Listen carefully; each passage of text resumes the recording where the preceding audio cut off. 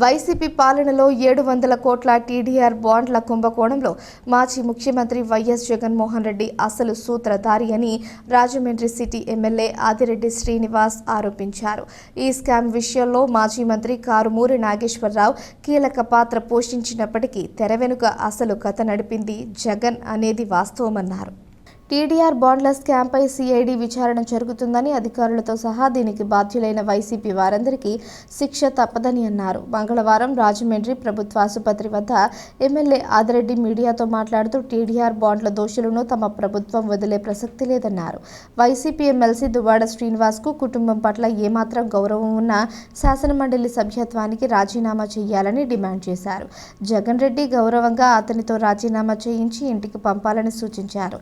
పెద్దల సభలో ఉన్నవారు ఈ మధ్య కాలంలో అఘాయిత్యాలకు పాల్పడుతున్నారని, రేపు పెద్దల సభలోకి ఏ ముఖం పెట్టుకుని వచ్చి సమాధానం చెబుతారని ప్రశ్నించారు. ఆనాడు శాసనమండలి వద్దని రద్దు చేస్తామని చెప్పిన జగన్ ఇప్పుడు బొత్స సత్యనారాయణను శాసనమండలి ఎన్నికల్లో పోటీకి ఎలా నిలబెడుతున్నారని ప్రశ్నించారు.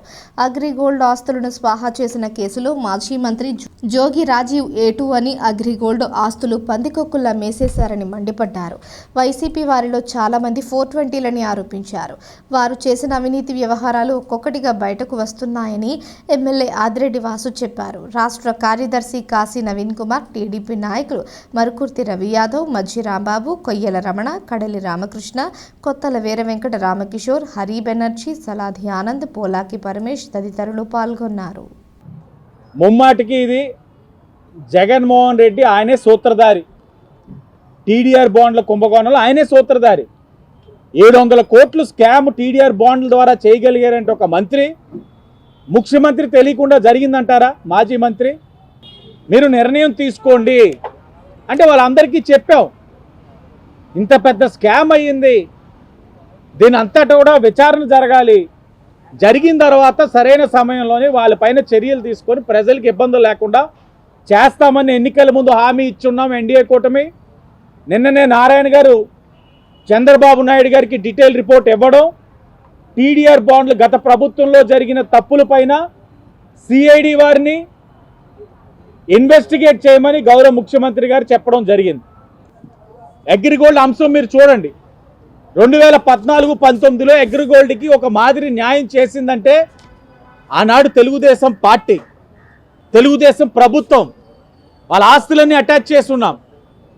వాళ్ళకి ఏ విధంగా కూడా వాళ్ళ ఆస్తులు ఎంజాయ్ చేయనివ్వకుండా ప్రభుత్వమే వాటిని అమ్మి అగ్రిగోల్డ్ ఏదైతే ఉన్నారో సబ్స్క్రైబర్స్ అందరికీ న్యాయం చేసే కార్యక్రమం మేము చేస్తే, ఈ 5 సంవత్సరాలు వీరు ఏం చేశారంటే మేము అటాచ్ చేసిన ఆస్తుల్ని దొడ్డిదారిన అధికారుల సహకారంతో అగ్రిగోల్డ్ ఆస్తుల్ని దోచేశారు ఈ వైఎస్ఆర్సీపీ నాయకులు. మీరు న్యాయం చేయండిరా బాబు అని వైసీపీ వాళ్ళని అడిగితే ఏం న్యాయం చేయాలంటే అగ్రిగోల్డ్ వాళ్ళ ఆస్తులు ఎక్కడెక్కడ అటాచ్ అయినాయో తెలుసుకొని పందికొక్కులాగా మేసేశారు వీళ్ళు. కానీ వాళ్ళు చేసిన తప్పుడు పనులు ఎక్కడ తెలియనట్లే నటించాడు ఆయన కూడా, జగన్మోహన్ రెడ్డి గారు. హెల్త్ కార్డు ద్వారా ప్రైవేట్ హాస్పిటల్లో చేరిన వ్యక్తి యొక్క వివరాలు కూడా తెలుసుకొని వాటిని కూడా ఒక డేటాబేస్లో పెట్టుకొని ఏ విధంగా వాళ్ళందరినీ కూడా పర్యవేక్షించాలి. టీడీపీ ఎమ్మెల్యేని ఎక్కడ పక్కన పెట్టుకోకూడదు. పెట్టుకుంటే అక్కడ ఆవిడ ప్రజల కోసం అడిగితే అక్కడ టీడీపీకి ఎక్కడ మైలేజ్ వస్తుందని కలెక్టర్ గారు కూడా పార్టీ పరంగా పనిచేసేసి వైసీపీ వారికి అసలు కమిటీ మీటింగ్లో వేయలేదు. Rajahmundry government hospital committee. వీరు 5 సంవత్సరాలు రాష్ట్రానికి తీరని అన్యాయం చేశారు, దోచుకున్నారు, దాచుకున్నారని మేము పదే చెప్పేవాళ్ళం. చంద్రబాబు నాయుడు గారు, పవన్ కళ్యాణ్ గారు చెప్తున్నా వీళ్ళు ఒప్పుకునేవారు కాదు. మేమెక్కడ అవినీతి చేసేవాళ్ళం అన్నారు. ఇప్పుడు ఒక్కొక్కటిగా బయటకు వస్తూ ఉంది. టీడీఆర్ బాండ్స్ది సిఐడి ఎంక్వైరీ మొదలయ్యింది. ఆ 700 కోట్ల వ్యవహారం, ఆ మేసిన వ్యక్తులు ఎవరో బయటకు వస్తారు. అగ్రిగోల్డ్ది చూశారు, A1 నుంచి A8 అధికారులు కూడా ఉన్నారు. ఎంతటి దౌర్భాగ్యం! పార్ట్నర్స్ ఇన్ క్రైమ్ అంటారు. అధికారులు కూడా మీతోటి క్రైమ్లో పార్ట్నర్షిప్ చేసి వాళ్ళు కూడా వాళ్ళ జీవితాన్ని పాడు చేశారు. అధికారులు కడుపు కొడతా ఉన్నారు. మీరు అధికారం ఉన్న అహంతో అధికారులు అందరినీ కూడా మీతో భాగస్వాములు చేశారు. అలాగే వారు చెప్పారు కదా అని మీకు గడ్డి తినమంటే గడ్డి తింటే తప్పకుండా మీరు ఇబ్బందులు పడతారు.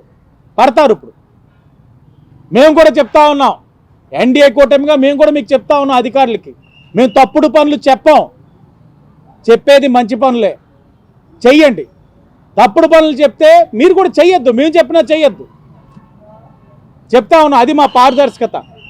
మేము తప్పుడు పనులు చెయ్యనివ్వం.